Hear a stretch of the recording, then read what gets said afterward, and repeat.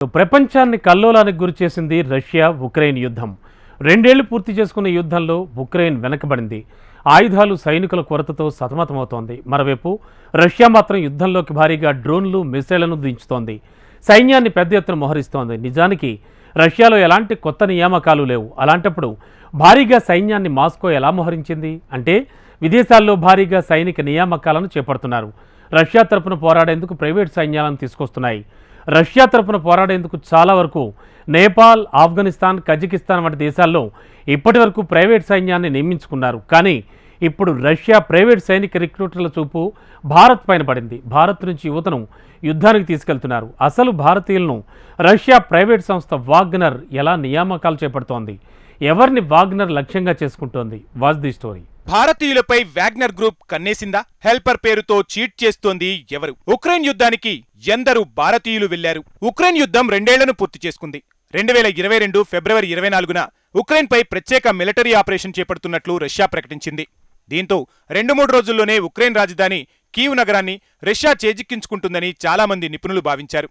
3 రోజుల్లో ముగుస్తుందనుకున్న ఈ యుద్ధం 2 ఏళ్లకు చేరింది. మరోవైపు ఉక్రెయిన్ ఆయుధాలు, సైనికుల కొరతను ఎదుర్కొంటోంది. ఎదురుదాడుల్లో కీవ్ సైన్యం విఫలమైంది. ఆయుధ సాయం కోసం ఉక్రెయిన్ అధ్యక్షుడు జెలెన్స్కీ మిత్రదేశాలను వేడుకుంటున్నారు. ఉక్రెయిన్కు అందించాల్సిన సాయం విషయంలో అమెరికన్ కాంగ్రెస్ నిలిపివేసింది. దీంతో నాటో మిత్రదేశాలు తీవ్ర ఆందోళనకు గురవుతున్నాయి. మరోవైపు రష్యా యుద్ధంలో రెచ్చిపోతోంది. 2 ఏళ్లుగా ఉక్రెయిన్లో రష్యాను అడ్డుకుంటున్న శక్తులకు రష్యా అధ్యక్షుడు పుతిన్ చెక్ పెడుతున్నారు. సుదీర్ఘకాలం పోరాటం చేసేందుకు సిద్ధపడుతున్నారు. ఇప్పటికే పెద్ద ఎత్తున ఆయుధాలను, సైన్యాన్ని పుతిన్ సమీకరిస్తున్నారు. నిజానికి 2022 సెప్టెంబర్ నాటికి రష్యా సైన్యంలో పెద్ద ఎత్తున సైనికులు ప్రాణాలను కోల్పోయారు. 1,00,000 మంది మేర సైనికులు ప్రాణాలు కోల్పోయి ఉండవచ్చు, లేదంటే తీవ్ర గాయాల పాలై ఉండవచ్చునని పశ్చిమ దేశాలు అంచనా వేస్తున్నాయి. దీంతో పుతిన్ సైనిక సమీకరణకు సిద్ధమయ్యారు. స్వదేశంలో యువత సైన్యంలో చేరేందుకు నిరాకరించారు. లక్షలాది మంది రష్యన్ యువకులు పొరుగు దేశాలకు పారిపోయారు. రష్యా అధినేత యుద్ధ వ్యూహాలను మార్చేశారు. ఒకవైపు ఇరానియన్ డ్రోన్లను భారీగా దిగుమతి చేసుకున్నారు. ఆ డ్రోన్లతో ఉక్రెయినియన్ లక్ష్యాలపై విరుచుకుపడుతున్నారు. మరోవైపు డాన్బాస్ ప్రాంతాన్ని చేజిక్కించుకునేందుకు ప్రైవేటు సైన్యాన్ని రంగంలోకి దింపారు. ఈ క్రమంలోనే వాగ్నర్ గ్రూప్ దూకుడును ప్రదర్శించింది. యుద్ధంలో రష్యా సైన్యాన్ని మించి పోరాడింది.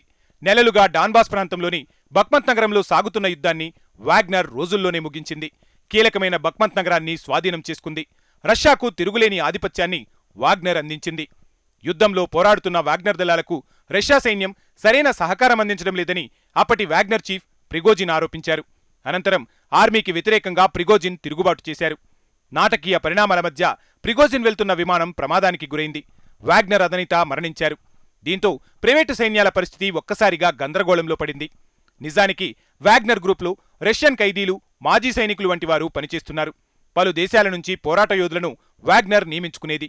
ప్రిగోజిన్ చనిపోయిన తర్వాత వాగ్నర్ కనుమరుగైంది. అయితే సైనిక సమీకరణలకు విదేశాలపై పుతిన్ దృష్టి సారించారు. ప్రత్యేకించి కజకిస్తాన్, ఆఫ్ఘనిస్తాన్, నేపాల్ వంటి దేశాల్లో నియామకాలు చేపట్టారు. నేపాల్ నుంచి 150 మంది నుండి 200 మందిని రష్యా రిక్రూట్ చేసుకున్నట్టు నివేదికలు చెబుతున్నాయి. అంతేకాకుండా రష్యా కోసం నియామకాలు చేపడుతున్న 10 మంది రిక్రూటర్లను కాట్మాండ్ అరెస్టు చేసింది.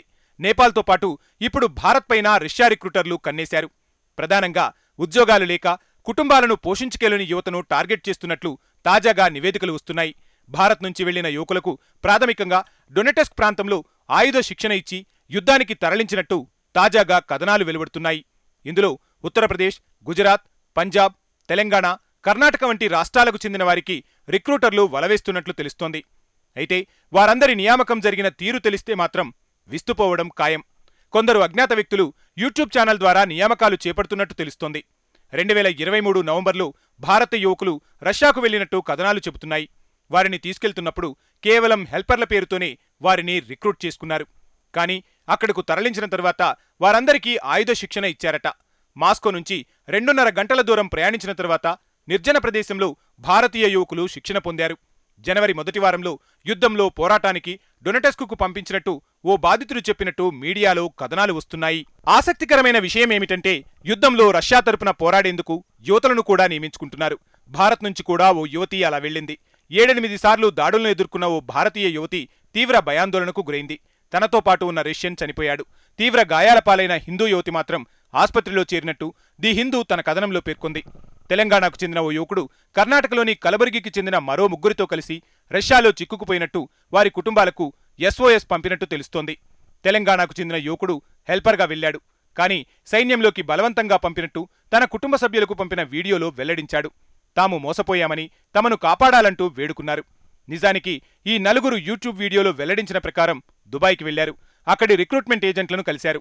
వారు తిరిగి నవంబర్లో భారత్కు వచ్చారు. అనంతరం విజిటింగ్ వీసాపై చెన్నై నుంచి నేరుగా మాస్కోకు విమానమెక్కేశారు. అయితే వారంతా అంత ఈజీగా ఎందుకు రష్యాకు వెళ్లడానికి అంగీకరించారు అంటే వారికి ఆఫర్ చేసే జీతమే కారణం. రష్యా సైనికులకు హెల్పర్గా వెళ్తే నెలకు 2 లక్షల రూపాయలు ఇస్తామని ఆఫర్ చేశారట. అంతేకాదు, ముందస్తుగా కుటుంబానికి 3,50,000 చెల్లించిన తర్వాతే వారు ఈ ప్రయాణానికి సిద్ధమైనట్టు తెలుస్తోంది. వారందరినీ వాగ్నర్ గ్రూపే నియమించుకున్నట్టు తెలిసి ఆశ్చర్యపోతున్నారు. నిజానికి వాగ్నర్ గ్రూప్ ఇప్పుడు ఉనికిలో లేదు.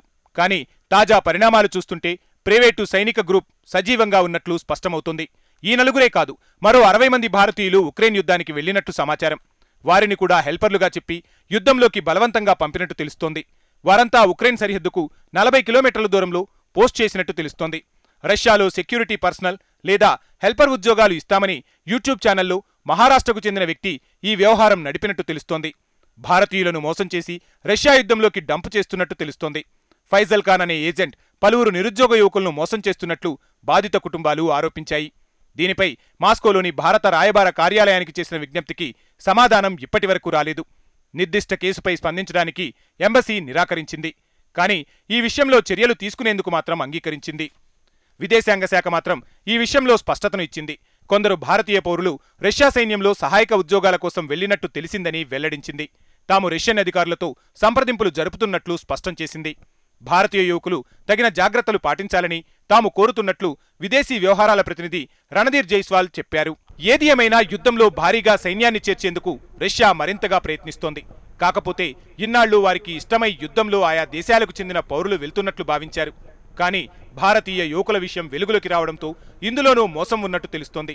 సహాయకుల పేరుతో నియమించుకుని సైన్యంలోకి బలవంతంగా పంపుతున్నట్టు తాజా నివేదికలు చెబుతున్నాయి.